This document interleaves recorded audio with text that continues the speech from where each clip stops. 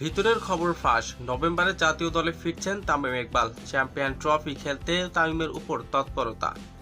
তামিম ইকবাল ফিরছেন। November December মাসে বাংলাদেশে ওয়েস্ট ইন্ডিজে সফর করবেন। এর আগে দলের সাথে যোগ দিবেন দেশের সেরা ওপেনার তামিম ইকবাল। 2025 সালে চ্যাম্পিয়ন ট্রফির আগে বাংলাদেশের মাত্র 3টা ওয়ানডে ম্যাচ আছে। ম্যাচগুলো বাংলাদেশ ও ওয়েস্ট ইন্ডিজে গিয়েই খেলবে। সেই দলে তামিম ইকবাল থাকবে, এটা মোটামুটি নিশ্চিত। এই সিরিজের পরে ফেব্রুয়ারিতে বাংলাদেশ দল যাবে পাকিস্তানে ট্রফি ম্যাচ খেলতে।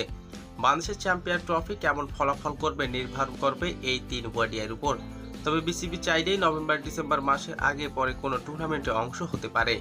কয়েকদিন আগে এটা নিয়ে আলোচনা, বেশ সমালোচনা এসেছে। এটা হলো বাংলাদেশের দলের অধিনায়ক শান্ত তামিম ইকবাল একটি মিটিং করেছে। ভিতরে খবর হলো সেই মিটিংয়ে তামিমের ফেরা আলোচনা বেশ জোরালো ছিল। সব মিলিয়ে আমরা আবারও তামিমের যে জাতীয় দলের জার্সিতে দেখতে পারবো সেটা ওয়েস্ট ইন্ডিজের সিরিজ দিয়েই।